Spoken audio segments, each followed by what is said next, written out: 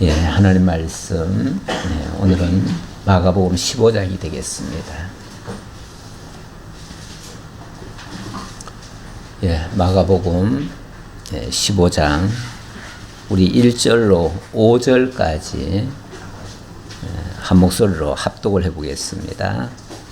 새벽에 대제사장들이 즉시 장로들과 서기관들 온 공회와 더불어 의논하고 예수를 결박하여 끌고 가서 빌라도에게 넘겨주니 빌라도가 묻되 네가 유대인의 왕이냐?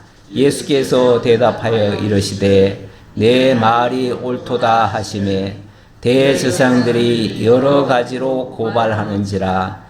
빌라도가 또 물어 이르되 아무 대답도 없느냐? 그들이 얼마나 많은 것으로 너를 고발하는가 보라 하되 예수께서 다시 아무 말씀으로도 대답하지 아니하시니 빌라도가 놀랍게 여기더라. 아멘.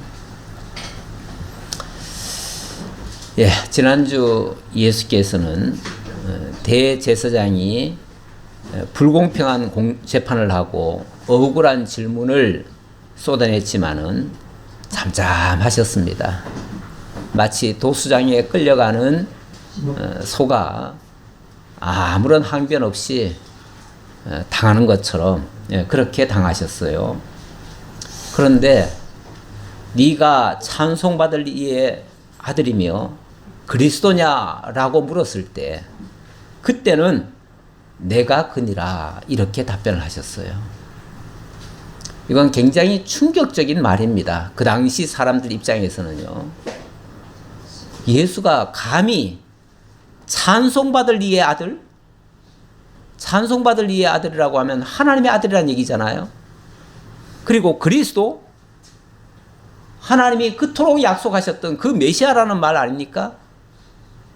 내가 그 그리스도고 그 하나님의 아들이고 더 나아가서 내가 하나님이다. 이런 식으로 얘기를 하니까 깜짝 놀란 겁니다.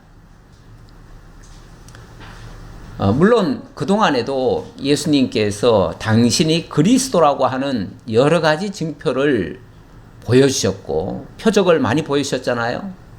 예수님께서 하신 모든 일들이 사실은 당신이 그리스도이신 표적이었습니다. 그래서 오히려 일반 백성들은 야, 우리가 그토록 메시아를 고대하고 고대했는데 드디어 메시아가 오셨구나 라고 생각하고 그 중에 직접적으로 자기의 눈이 띄어졌거나 벙어리가 말을 하거나 뭐 이랬을 때 그럴 때 내가 메시아를 만났다 이렇게까지 얘기한 사람이 있었어요. 물론 그런 말을 할 적마다 제사장이나 종교 지도자들은 그런 말을 절대 못하게 했지요. 그리고 자기네들 보는 앞에서 만약에 그런 모습이 보이면은 돌을 들어다가 예수를 쳐 죽이려고까지 했었어요.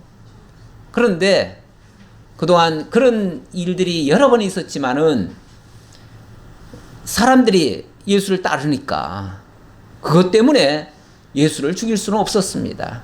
그러나 죽이고 싶은 마음은 진작부터 있었어요. 진작부터 있었는데 오죽하면은 지난번에 성전에 와서 그렇게 성전 기물을 막 들러 엎으실 때 그때는 그 자리에서 바로 죽이려고까지 했잖아요. 그랬다가 이번 명절에는 말자. 지금은 6월절 기간이다. 명절은 말자 하면서 명절 지나고는 반드시 죽인다. 이렇게까지 결심을 했거든요. 그런데 이게 웬일입니까? 이제 그 예수가 지금 대제사장 앞에서 내가 그라고 이렇게 당당히 얘기를 하시는 거예요. 사실은 이번 재판이 불법입니다. 재판도 정상적으로 원래 재판을 하려고 하면은 사전에 언제 재판을 한다라고 알려주든지 그리고 체포를 해가지고 정상적으로 낮에 이렇게 재판을 해야 되는데 갑자기 예수를 잡은 거 아닙니까? 갑자기 잡고 한밤중에 긴급 소집을 해가지고 밤새도록 재판을 해가지고 새벽에 사형 선고를 내리는 거거든요. 완전히 다 불법이에요. 전부 불법이에요. 그리고 분명히 최소한 두세 증인은 있어야 정상적인 재판이 되는데 증인도 제대로 없어요. 그런 상태에서 재판이 정상적으로 이루어질 수가 없는데 결정적인 질문을 했습니다. 네가 그리스도냐라고 했을 때 내가 그니라 하니까 더 이상 다른 증인이 필요 없다. 이거는 명백한 신성모독죄다. 신성모독죄는 뭐 더 이상의 증인이고 뭐고 다 필요 없다. 그래서 그냥 사형을 언도합니다. 근데 엄밀하게 말하면 사형도 언도할 수가 없어요.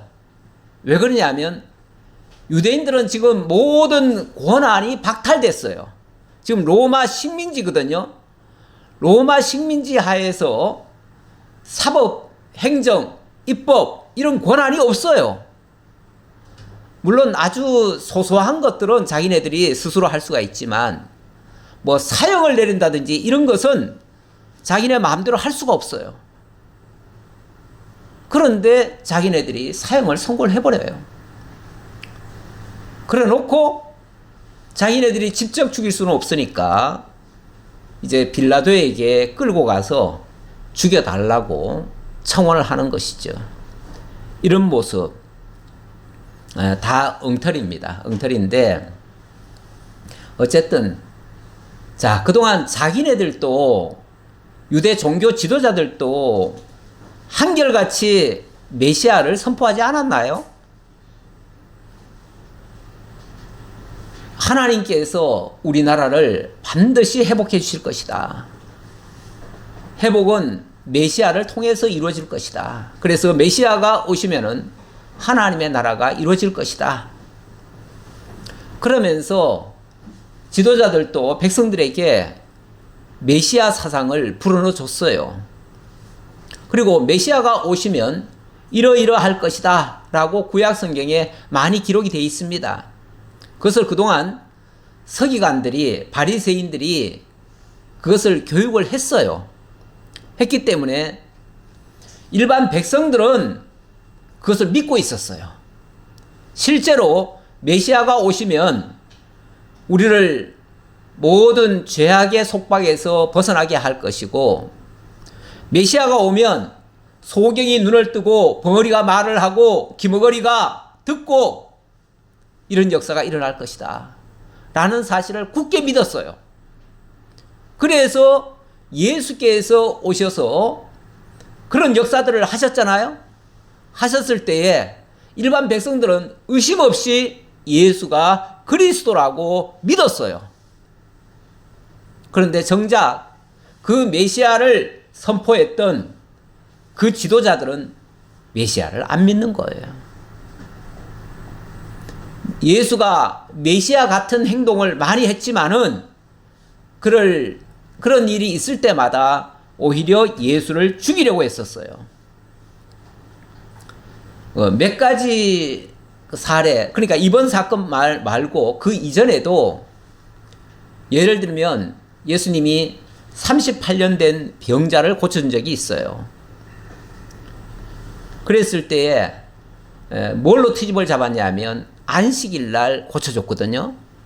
그러니까 어떻게 안식일을 범할 수 있느냐라고 하면서 안식일 범했다고 예수를 죽이려고 했고요.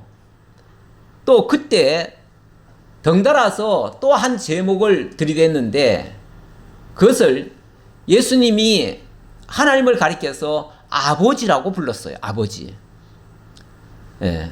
제가 예를 하나 들어볼게요. 요한복음 5장 17절에 보니까 바로 이 사건을 얘기한 건데 예수께서 그들에게 이르시되 내 아버지께서 이제까지 일하시니 나도 일한다. 이렇게 얘기를 했거든요. 그게 이제 안식일 날 병자를 왜 고치냐. 왜 안식일 날, 쉽게 말하면 안식일은 쉬어야 되는데 안식일 날 왜 병자를 고치느냐 라고 했거든요. 그랬더니 우리 아버지께서 안식일이라고 아버지가 쉬지 않는다. 이제까지 일하시는데 나도 당연히 안식일에 일을 해야지. 그리고 안식일이 원래 무슨 날입니까? 그냥 쉬는 날인가요? 그냥 휴무일인가요? 물론 구약시대 때는 그 날을 엄숙히 지키면서 그날 정말 휴식을 취하라고 했지요. 그러나 휴식 자체가 목적입니까? 아니죠. 그 휴식을 통해서 하나님을 발견하고 하나님 안에서 진정한 안식, 죄에서부터 해방을 받는 것이 진정한 안식이에요. 우리가 왜 우리에게 안식이 없습니까? 안식이 없는 것은 우리가 모두 다 죄의 종이 됐기 때문에 그래요. 그래서 진정한 안식을 얻으려면 죄로부터 우리를 해방해 주어야 진정한 안식을 얻을 수 있어요. 그래서 예수님은 안식일에 맞춰서 죄의 종로로 타는 자를 어떻게 했습니까? 해방시켜 준 거예요. 오죽하면 예수님이 그랬잖아요. 인자는 안식일의 주인이니라, 이런 말씀도 하셨어요. 예수님이 진정한 안식의 주인이라는 거예요. 다시 말하면 예수 안에서 참된 안식을 얻을 수 있다, 그 말이에요. 죄에서 해방되어야 참된 안식을 얻는데 예수께서 진정으로 우리의 죄 문제를 해결하러 오셨거든요. 그러니까 예수 안에서 진정한 안식이 이루어지고 그 안식을 주시는 분이 예수 자신이시다, 그 얘기예요. 그런데 하나님을 향해서 내 아버지께서 이제까지 일하시니 나도 일한다 라고 하니까 하나님을 가리켜서 네 아버지라고? 그러면서 유대인들이 이로 말미암아 더욱 예수를 죽이고자 하니 이는 안식일을 범할 뿐만 아니라 하나님을 자기의 친아버지라 하여 자기를 하나님과 동등으로 삼으심이러라. 이건 지금 얘기가 아니라 한참 전 얘기거든요. 한참 전에도 이런 일이 있었다. 이런 일이 뭐 한두 번입니까? 예수를 죽이려고 하는 이런 시도는 종교 지도자들에게는 여러 번 있었어요. 그러니까 여러 번 예수를 죽이려고 했는데 그때마다 실패한 것은 일반 백성들은 메시아로 예수를 받아들였어요. 그리고 내가 메시아를 만났다라고 가서 막 전포하기도 했어요. 물론 예수님은 엄히 경계하셨죠. 이렇게 병이 났더라도 내가 고쳐주었다는 소리 하지 말아라. 오히려 예수님은 그런 말씀도 못하게 하셨는데, 자랑하지 못하게 하셨는데, 자기네들이 깨달았으니까 어떻게 얘기를 안 하겠어요. 그러니까 나가서 막 전파를 했지요. 그랬더니 그 종교 지도자들은 예수를 죽이고자 했다, 그 말이에요. 자, 그런데 이제 결정적인 사건이 이제 마지막 예수를 죽이려고 이미 죽일 마음에서 예수를 잡아놓은 거 아닙니까? 그래 놓고 죄목을 만들기 위해서 지금 그 질문을 던진 거예요. 네가 찬송받으실 이의 아들 맞느냐? 라고 하니까 내가 그다 라고 답변을 하셨어요. 그러니 더 이상의 다른 증인 필요 없다. 무조건 사형이다. 사실 이게 이제 어찌 보면 당신이 그리스도라고 하는 확실한 증표를 지금 보여준 거나 마찬가지인데, 그들 앞에서 마지막으로 지금 선언한 거나 똑같은데, 이렇게 했으면은 원칙적으로는 그 앞에 무릎을 꿇어야 되는 거 아닌가요? 그렇죠? 진짜 메시아임이 증명이 됐으면 무릎을 꿇어야죠. 그리고 예수님이 다른 거에는 참참했어요. 그런데 이런 것들도 그리스도이신 표적이에요. 그것도. 왜 그러냐면 이사야 53장에 보면 메시아가 그렇게 당할 것이라고 예언이 되어 있거든요. 그리고 잡혀 끌려갈 때도 한마디 항변 안 할 것이다, 이런 말씀 하셨거든요. 그게 다 예언이 된 대로 지금 되어지는 일이기 때문에, 그래서 진짜 그들이 성경을 알았다면 아마 예수 앞에 무릎을 꿇었어야 될 거예요. 그런데 무릎을 꿇기는커녕 예수를 사형에 처해버립니다. 자, 그래 놓고 15장 1절입니다. 새벽에 대제사장들이 즉시 장로들과 서기관들 곧 온 공회와 더불어 의논하고 예수를 결박하여 끌고 가서 빌라도에게 넘겨주니 빌라도에게 넘겨줬다. 평소 같으면요, 이 유대 종교 지도자들은 이방인들을 개처럼 취급합니다. 사람으로 인정을 안 해요. 동물처럼 여겨요. 그래서 그들과 만나는 것은요, 굉장히 혐오스럽게 생각해요. 예. 그래서 절대로 그들과는 인사도 안 하고요. 사실 지금도 유대인들 중에는 그런 생각을 하는 사람들이 조금씩 있어요. 그래가지고 최근에도 이스라엘에서 저 팔레스타인 사람들을 참 무참하게 많이 죽였잖아요. 예, 많이 죽였어요. 뭐 정말 팔레스타인 사람들은 힘이 하나도 없어요. 하나도 없는데 그들을 뭐 인정사정 없이 죽였죠. 근데 그전에도 그랬어요. 예, 그전에도 그들을 생각하기를 그냥 개처럼 취급해요. 그러니까 그들 죽인다고 해서 죄책감 느끼거나 사람을 죽였다고 생각하지 않아요. 그래서 자기네들은 그게 정당한 거예요. 그 정도로 이방인들에 대해서 혐오감을 가지고 있어요. 그래서 이방인 하면 아예 그냥 이 꼬르, 개 이렇게 생각을 해요. 개라는 표현이 이방인을 지칭할 때 많이 쓰는 표현이에요. 예, 그렇게 혐오하는 그 이방인 빌라도 평소 같으면 만나지도 않고 함께 하지 않습니다. 대화도 안 섞어요. 말도 안 해요. 그런데 예수를 죽이려고 하니 어쨌든 지금은 로마 총독으로 와 있는 빌라도의 권한을 이용하지 않을 수가 없지요. 그래서 빌라도에게 끌고 갑니다. 끌고 가서 당신이 이 예수를 사형시켜 달라, 이런 식으로 청원을 한 거지요. 그랬더니 빌라도가 묻되 네가 유대인의 왕이냐? 예수께서 대답하여 이르시되 네 말이 옳도다 하시매. 예수님이 그 다른 질문에는 아까도 잠잠했다고 그랬는데 네가 유대인의 왕이냐라고 묻는 데는 또 예수님이 대답을 하시네요. 아마 다른 걸로는 별로 대답을 안 하셨을 거예요. 예. 다른 걸로는 대답했다는 말이 없어요. 그런데 네가 유대인의 왕이냐라고 했는데 거기는 네 말이 옳도다 이렇게 얘기를 해요. 왕이란 얘기죠. 근데 유대인의 왕이라는 말이 맞나요?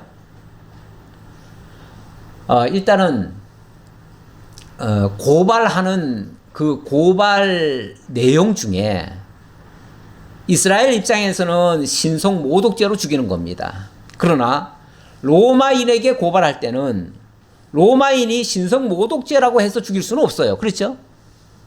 로마인의 법에 신성 모독죄라고 해가지고 죽일 리는 없잖아요. 이거는 종교법이잖아요. 신성 모독죄는 종교법입니다. 그런데 로마에 고발할 때는 이 사람이 가이사 황제를 대적을 하고 자칭 자기가 유대인의 왕이라고 했다, 이렇게 얘기를 한 거예요. 그러니 이거는 반역죄다 이 말이죠. 반역죄다. 로마법에는 제일 큰 죄가 무슨 죄냐면 반역죄입니다. 그렇죠? 반역죄라고 하는 거는 일종의 지금으로 말하면 쿠데타 같은 거잖아요. 그렇죠? 예. 백성들을 선동해가지고 나라를 대적하려고 하는 행위, 이거는 굉장히 엄격하지요. 만약에 이게 사실이면요, 그냥 그 자체가 바로 또 사형감입니다. 그리고 그거 외에는 사실은 크게 사형시킬 만한 일이 그렇게 많지는 않아요. 예, 아주 흉악한, 자관 나라를 어지럽게 만든 그런 중범죄 아니고는 사형을 시킬 수가 없습니다. 그런데 예수가 뭐 그렇게 한 적은 없잖아요, 사실. 그렇죠? 그렇게 한 적은 없어요. 그러니까 그 대제사장이 쉽게 말하면 예수를 넘겨주면서 이 사람의 제목은 국가 반란죄입니다. 이렇게 얘기를 한 거예요. 그렇게 하니까 빌라도가 거기에 대해서 물은 거예요. 네가 유대인의 왕 맞느냐? 라고. 이 사람들이 지금 그렇게 고발했는데 네가 진짜 유대인의 왕이냐? 라고 한 거예요. 그랬더니 네 말이 옳다. 인정을 해버렸어요. 그러면 이제 사형감이 되는 거죠. 사형감이 되는데 예수님이 진짜 육적인 이스라엘 나라의 왕이라고 자기가 얘기하신 걸까요? 그 얘기한 건 아니에요. 그 얘기한 건 아니에요. 여기는 이렇게 간단하게 돼 있어가지고 구체적인 얘기가 잘 안 적혀 있는데, 그래서 제가 다른 성경에 기록된 것을 제가 또 찾아와 봤습니다. 요한복음 18장 36절. 사실은 똑같은 내용이에요. 똑같은 내용인데 좀 더 구체적으로 요 장면이 적혀 있어요. 요한복음 18장 36절에 보니까 예수께서 대답하시되 내 나라는 이 세상에 속한 것이 아니니라. 자, 네가 유대인의 왕이냐 했는데 일단 그렇다라고 해놓고는 하지만 내 나라는 이 세상 나라가 아니다. 이 말씀을 하셔요. 육적인 이스라엘 나라의 왕이 아니다. 그 얘기죠. 그러니까 이 말씀을 구체적으로 하신 거예요. 그러면서 만일 내 나라가 이 세상에 속한 것이었다면 내 종들이 싸워 나로 유대인들에게 넘겨지지 않게 하였으리라. 이제 내 나라는 여기에 속한 것이 아니니라. 자, 그러면서 국가 반란죄를 얘기하니까 내 나라는 이 나라가 아니다 라고 얘기를 하셨어요. 그랬더니 빌라도가 이르되 그러면 네가 왕이 아니냐? 예수께서 대답하시되 네 말과 같이 내가 왕이니라. 아니, 이 세상 나라가 내 나라가 아니다 라고 하니까 그럼 네가 왕이 아니란 말이냐? 분명히 왕이라고 그렇게 고발이 들어왔는데 네가 왕이 아니란 말이냐? 라고 다시 반문을 하니까 그제서야 예수님이 네 말과 같이 내가 왕이니라. 왕은 맞다. 네 말이, 그러니까 왕이라는 말은 맞다. 하지만 내가 이 세상 나라의 왕으로서의 왕이 아니라 진리의 왕이다. 이렇게 얘기를 했어요. 내가 이를 위하여 태어났으며 이를 위하여 세상에 왔나니 곧 진리에 대하여 증언하러 함이로라.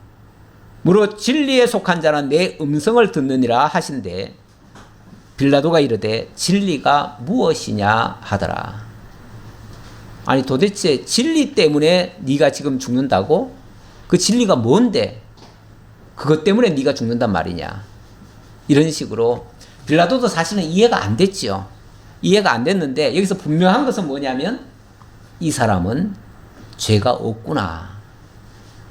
죽일 만한 죄는 없구나라는 사실을 깨달은 겁니다.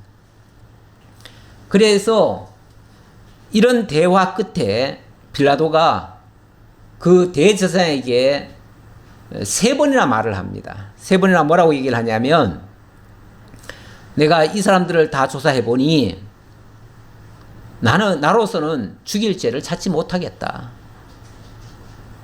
죽일 만한 죄가 없다. 자기가 왕이라고 너희들이 얘기를 했지만은 그것도 이 세상에 속한 왕이 아니라 한다. 그러니 내가 어떻게 죽이겠느냐? 죽일 수가 없다. 그러면서 무려 이 빌라도가 3번씩이나 이 사람은 죄가 없다라고 선언을 해줘요. 그러니까 예수는 세상적인 죄는 하나도 없다는 것이 증명이 된 거예요. 그걸 이제 빌라도의 입으로 증언을 해준 겁니다. 계속해서 3절 대제사장이 여러 가지로 고발하는지라. 아니라고 하니까 이 사람 그런 죄인 아니야 라고 얘기하니까 또 얘기하고 또 얘기하고 다른 걸로 뭐 자꾸 얘기를 한다는 거예요. 계속 뭐 이런 일도 있었고 저런 일도 있었고 뭐 별의별 얘기를 다 했다는 거예요. 그러니까 빌라도가 또 물어 이르되 4절입니다. 아무 대답도 없느냐? 여기에 대해서 너 변론하지 않으려냐? 그 말이죠. 보통 억울한 소리 하면은 세상에서는 자기를 변호해야지요. 그렇죠? 자기를 변호해야 맞지요. 아니면은 누군가 변호사가 나서서 대신이라도 얘기를 해줘야지요. 그런데 예수께는 아무런 변호사도 없고, 그리고 당신도 다른 거에 대해서는 일체 말씀을 안 하셔요. 그러니까 빌라도가 또 물어 이르되 아무 대답도 없느냐? 그들이 얼마나 많은 것으로 너를 고발하는가 보라 하되 예수께서 다시 아무 말씀으로도 대답하지 아니하시니 빌라도가 놀랍게 여기더라. 먼저 성경에서는 기이하게 여기더라. 기이 여기더라. 이상하다. 아니, 누구든지 자기 억울한 소리 하면 어떻게 해요? 당연히 변명하잖아요. 자기의 무죄를 입증할 만한 그런 얘기를 하는 게 맞지요. 그런데 이상하게 예수는 아무 소리가 없는 거예요. 그래 참 이상하다. 예. 근데 세상은 그런 말이 있지요. 뭐 하늘은 스스로 돕는 자를 돕는다고. 자기가 스스로 살고자 노력하지 않으면 아무도 안 도와줍니다. 예. 법도 그래요. 법에서도 자기가 스스로를 보호할 그런 말도 하고 노력도 하고 뭔가 힘을 쓰면은 법에서도 보호해주는 어떤 장치가 있어요. 그런데 자기가 아무런 항변도 안 해요. 이의도 제기하지 않아요. 그러면 그대로 그냥 다 수용한다는 뜻이에요. 그렇기 때문에 법에서도 어떻게 하질 못해요. 그러니까 어떻게 합니까? 아무 소리 네가 안 하면은 너 불리해. 그러면은 그냥 다 인정하는 걸로 인정할 수밖에 없어. 이렇게 되는 거죠. 그러니까 고발하는 측의 말이 그냥 인정이 되는 거죠. 근데 예수님이 어쩌면 유대인들에게 미움받을, 특히 이제 대제사장에게 미움받을 소리만 응하시고 자기를 변호하는 말에는 일체 대답을 안 하셨어요. 그런데 이것도 일종의 표적이에요. 예수가 그리스도이신 증표다 그 말이죠. 왜 그러냐면 이사야 53장에 메시아가 바로 그렇게 당하실 것이라고 돼 있기 때문에 끌려가더라도 아무런 말 한마디 하지 않고 그렇게 하실 거라고 예언되어 있기 때문에 그 예언을 이루신 거예요.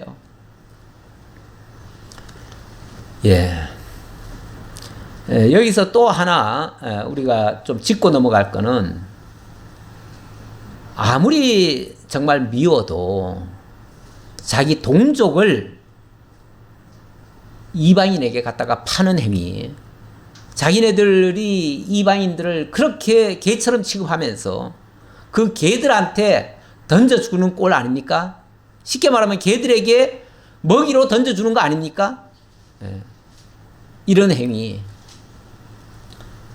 가끔 부도덕한 그런 권력들이 자기 동족 잡으려고 외세를 끌어들이는 경우도 있었어요. 우리나라 역사에도 그런 게 있었어요. 자기네들 힘으로는 못 막겠고 그 민중의 저항을 자기네들이 이겨낼 수가 없어요. 그래서 일본도 원래 끌어들여온 거예요. 우리나라 옛날에 동학 같은 게 일어났잖아요. 그걸 정부가 감당을 못했어요. 감당을 못하니까 일본 보고 좀 도와달라고 해가지고 일본을 끌어들여온 거예요. 그런데 남의 나라를 의존하면요, 그 나라가 우리를 그냥 곱게 도와만 주고 슬며시 물러갈까요? 절대 안 물러갑니다. 일단 들어왔으면요 다 탐을 내게 돼 있어요. 그래가지고 나중에 이 땅을 점령하는 하나의 빌미가 되어져요. 외세를 의지하는 거 굉장히 안 좋은데, 그런데 이날만큼은 모두가 다 예수를 죽이는 데는 다 한마음 한뜻이에요. 다 한마음 한뜻이에요. 그래가지고 누가복음 23장 12절에 보니까 이렇게 적혀 있네요. 헤롯과 빌라도가 전에는 원수였으나 당일에는 서로 친구가 되니라. 네, 이제 여기 이제 재판 과정이 여기는 마가복음은 간략하게 돼 있습니다. 간략하게 돼 있고, 누가복음이나 요한복음, 마태복음에는 좀 더 상세하게 기록이 돼 있어요. 그래서 다른 성경을 좀 참고하면 사실은 대제사장이 곧바로 빌라도에게 보낸 게 아니라 헤롯을 또 거칩니다. 헤롯은 유대인의 왕이잖아요. 유대인의 왕인데 어쨌든 절차상은 유대인의 왕을 거쳐서 한 번 더 재판을 받고 그 다음에 빌라도에게 가는 거예요. 근데 평소 같으면요, 헤롯과 빌라도는 원수였대요. 원수. 그렇잖아요.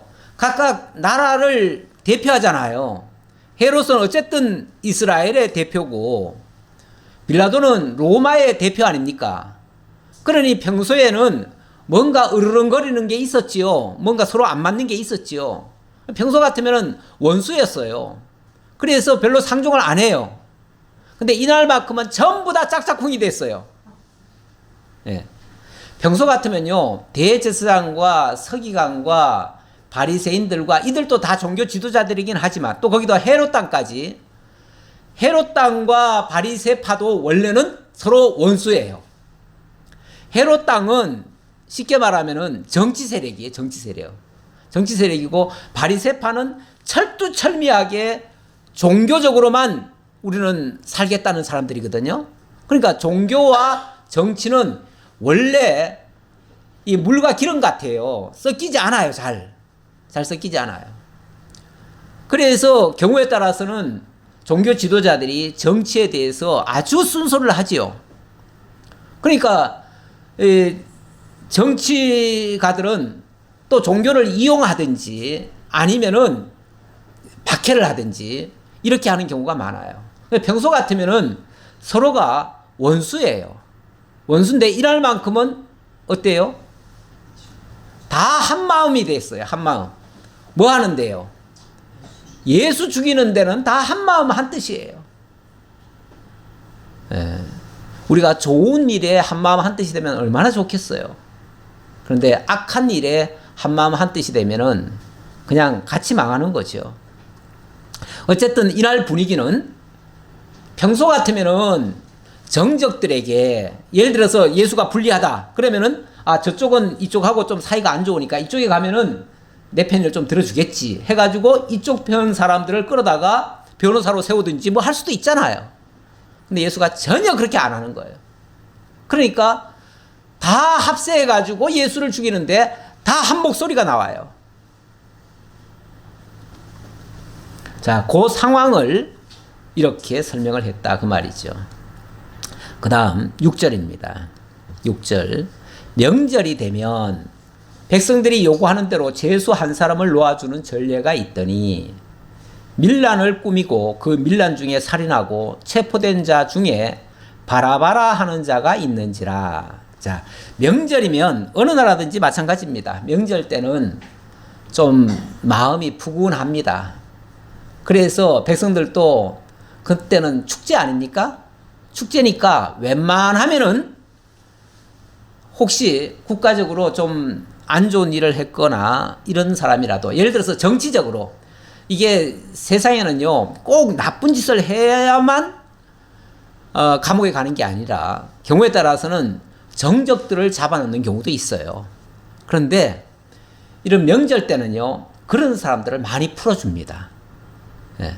왜냐하면 그렇게 함으로써 일종의 하해를 하기 위해서, 그동안은 우리가 원수였지만 앞으로는 잘 지내자 하는 의미에서 평소에 정적이었던 사람을 그냥 풀어주는 거예요. 그때는. 그래서 명절이 되면 백성들이 요구하는 대로. 그러니까 그 풀어주는데 기준은 뭐냐면 아무래도 백성들이 원하는 사람을 풀어주겠죠. 그렇죠? 백성들이 저 사람은 참 억울하게 잡혀 들어갔는데 저 사람은 좀 풀어줬으면 좋겠다라고 하는 사람을 풀어주는 거예요. 그래서 제수한 사람, 지금 바로 유월절 명절 아닙니까? 명절. 이스라엘의 최대 명절이에요. 그러면은 이스라엘 사람들 중에서 잡아서 감옥에 갇혀 있는 사람이 있어요. 그런 중에 백성들이 원하는 사람 한 사람을 꺼내주면 좋겠다라는 생각을 한 거예요. 이건 이제 이건 빌라도의 결정으로 할 수가 있어요. 빌라도가 총독이니까 할 수가 있어요. 그런데 마침 어떤 사람이 있었냐면 밀란을 꾸미고 밀란 중에 살인하고 체포된 자 중에 바라바가 있었대요. 그러니까 이 바라바는 어떤 사람이냐면 밀란을 획책했던 사람이에요. 밀란이란 말이 오늘날로 말하면 쿠데타예요. 쿠데타를 한 사람이에요. 백성들 선동해가지고 로마를 상대로 해가지고 정치적 싸움을 걸었던 사람이에요. 이런 사람을 원래 로마서는 절대 용서 안 하지요. 그런 사람을 절대 용서 안 해요. 이 사람은 좀 그대로 있으면은 죽을 사람이에요. 반드시 죽을 사람이에요. 그런데 이 빌라도가 생각할 때 저 예수를 내가 아무리 신문을 해봐도 죄가 없어요. 죄가 없는 사람을 죽일 수는 없잖아요. 그리고 또 한 가지가 더 있어요. 재판하는 중에, 그러니까 예수를 신문하는 중에 갑자기 자기 부인이 사람을 하나 보내왔어요. 보내와가지고 지금 당신이 지금 재판하고 있는 그 사람은 어젯밤에 정말 꿈에 하나님이 내게 말씀하시기를 정말로 그 사람은 죄가 없는 사람이다. 그 사람은 건드리면 큰일 난다. 그 사람은 절대 죽이면 안 된다. 이렇게 했다는 거예요. 그래가지고 긴급으로 사람을 보내가지고 재판 도중에 그 부인의 연락 사자가 와가지고 빌라도한테 신신당부를 하는 거예요. 이 사람 절대 죽이면 안 됩니다. 이렇게까지 했어요. 그러니 빌라도 입장에서는 예수를 어떻게 해서든지 예수를 죽이지 않기를 바란 거예요. 그러니까 안 죽이려고 애를 쓴 거예요. 그래가지고 무슨 핑계를 대냐면, 자, 이번에 명절이다. 명절이니까 내가 너희들 중에 너희들이 원하는 사람을 하나 내주겠다. 풀어주겠다. 풀어주는데 지금 대제사장이 저 예수를 지금 끌고 와가지고 죽여달라고 하는데 내가 봐서는 백성들은 예수를 메시아로 인정을 하는 것 같다. 자기네들의 메시아. 그러니까 유대인의 왕이 아니라 그 메시아로 인정하는 것 같다. 그럼 백성들은 다 좋아하는 사람인데 저 대제사장이 지금 일종의 시기로, 그러니까 예수가 그 백성들의 마음을 사니까 자기네들에게 있던 마음이 그쪽으로 예수께로 넘어가니까 그 시기로 지금 이렇게 예수를 죽이려고 하는구나 라고 생각을 한 거예요. 빌라도가 판단을 잘한 거죠. 정치적 감각이 있지요, 이 사람은. 그러니까 판단을 그렇게 딱 한 거예요. 해가지고 이 예수는 함부로 죽일 사람이 아니다. 백성들이 원하는 사람이다. 그래서 무리가 나아가서 전례대로 하여 주기를 요구한대. 그런데 그 사람들이 막 소동을 하면서 욕을 하는 거예요. 지금 6월절이니까 6월절 특사로 한 사람 풀어주세요 라고 막 이렇게 호소를 하는 거예요. 그러니까 야, 그럼 잘 됐다. 그러면 내가 너희들이 원하는 메시아, 너희들의 메시아, 유대인의 왕을 놓아주겠다 라고 얘기를 합니다. 9절입니다. 빌라도가 대답하여 이르되 너희는 내가 유대인의 왕을 너희에게 놓아주기를 원하느냐 하니 이는 그가 대제사장이 시기로 예수를 넘겨준 줄 알미러라. 보세요. 빌라도가 판단할 때는 이거는 정말 예수가 죄가 있어서가 아니고 저 대제사장이 시기로 예수를 넘겨준 것이다. 그랬으니 결국은 백성들이 원한다는 핑계로 풀어주려고 한 거예요. 왜냐하면 그동안 듣자 하니 백성들은 예수를 유대인의 왕, 다시 말하면 자기네들의 메시아라고 생각했다 그 말이에요. 메시아. 이 왕이라는 글자가요, 원래 왕에다가 위에 점 하나 찍으면 주인 주자지요. 그렇죠? 예. 그러니까 왕이라는 말과 임금 주자, 그러니까 왕자와 임금 주자가 원래 같은 뜻이에요. 같은 뜻이에요. 그러니까 주라고 했을 때 임금도 주라고 해요. 그렇죠? 주인 주자라고도 보통 얘기하지만 저는 임금 주로도 해석이 된다 이렇게 봐요. 그러면 백성들이 주여 예수를 가리켜서 주여 그러잖아요. 오늘 우리들도 예수를 가리켜서 뭐라고 그럽니까? 주여 그러잖아요. 그 주라는 예수는 우리의 주이시고 그리스도이십니다. 주는 그리스도시요 살아계신 하나님의 아들이십니다. 이렇게 고백했죠. 그 고백을 가장 잘한 고백이라고 우리의 신앙 고백으로도 삼고 있습니다. 그런데 이 말이 바로 왕이라는 뜻도 되는 거예요. 그러니까 주라는 말이 왕이라는 말도 된다 그 말이죠. 그러니까 이 빌라도는 예수가 그동안 백성들로부터 주라고 인정을 받았잖아요. 그건 이제 메시아라는 뜻으로 한 건데 그거를 달리 해석을 하면 왕이라고 얘기해도 그건 틀린 말은 아니다 이렇게 본 거예요. 그러니 너희들이 주로 여기는 왕으로 모시고 있는 이 예수를 너희에게 내어주겠다라고 얘기를 한 거예요. 그랬더니 그러나 대제사장이 무리를 충동하여 도리어 바라바를 놓아달라 하게 하니 뒤에서 누가 있습니까 지금? 대제사장이 있잖아요. 그리고 대제사장이 그 아침에 지금 이게 새벽에서 지금 아침이거든요. 아침인데 그 아침에 빌라도 법정까지 따라 나온 사람들이 누굽니까? 일반 백성들입니까? 아니면은 대제사장이 끌고 온 소위 말해서 자기네들을 따르는 사람들입니까? 대제사장을 따르는 사람들이죠. 대제사장의 무리들이에요. 쉽게 말하면은. 그날 밤새도록 밤에 예수를 잡아 죽이려고 끌어모으고 다 알려서 오게 한, 그러니까 거기에는 일반인들이 없어요. 사실은 여기 무리들이라고 하지만 일반 백성들을 얘기하는 게 아니라 대제사장의 말을 듣고 따라온 사람들이에요. 대제사장에게 선동된 사람들이에요. 그러니까 그들은 어떻게 얘기합니까? 그들은 대제사장의 말을 듣잖아요. 근데 대제사장이 뭐라고 그럽니까?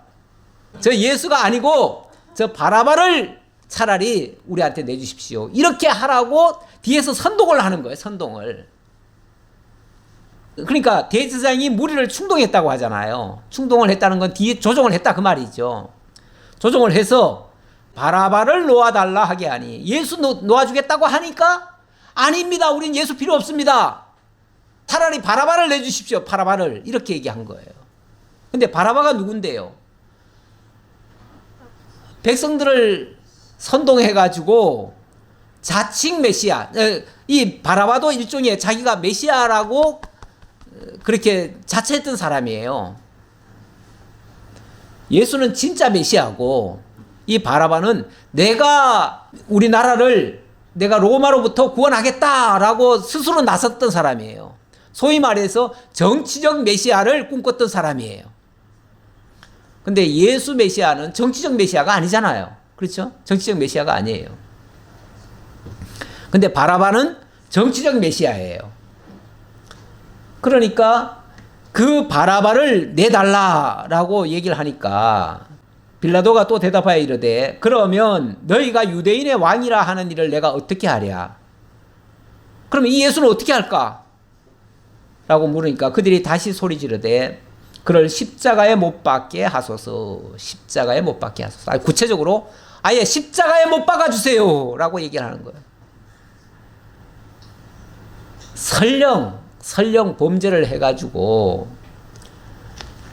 자기 동족이 지금 끌려가가지고 로마에 의해서 십자가형을 당할 지경이 됐다 할지라도 십자가형이라고 하는 것은 가장 치욕적인 것이고 가장 부끄러운 일이고 그건 저주의 상징이에요. 저주의 상징. 예.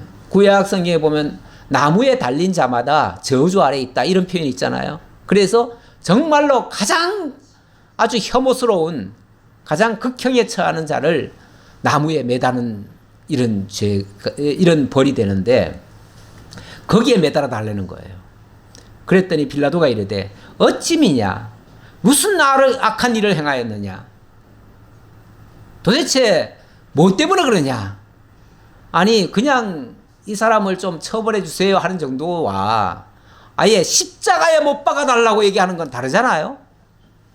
십자가에 못 박아 달라고 하는 거 이거는 뭐 더 이상의 어떤 것도 아니고 아주 극형에 처해 달라는 얘기인데 이렇게 자기 동족을 갖다가 적에게 내맡겨 가지고 적의 손으로 극형에 처하도록 이렇게 할 수가 있습니까? 이런 예가 없어요. 이렇게 할 수가 없어요. 할 수가 없는데 그렇게 해달라고 하면서 도대체 무슨 그렇게 큰 죄를 저질렀다고 그러냐 그러니까 그들이 더욱 소리 지르되 십자가에 못 박게 하소서 하는지라. 이유 말고요. 이유 없어요. 그냥 무조건 죽여주세요. 무조건 죽여주세요. 이게 이제 정상적인 재판이라면요. 이렇게 죽을 수는 없습니다. 그런데 불법 재판이니까 이것도 가능한 거죠. 그런데 빌라도가 자꾸만 이제 어떻게 해서든지 살려보려고 어떻게 해서든지 안 죽이려고 또 얘기하고 또 얘기하지 않았겠어요? 지금 여기는 지금 한마디로 얘기하지만 한마디가 아니에요. 빌라도는 애를 많이 쓴 거예요. 엄청 예수 살리려고 애 많이 썼어요. 그래서 그 빌라도의 고백이라는 말이 있잖아요. 아셔요?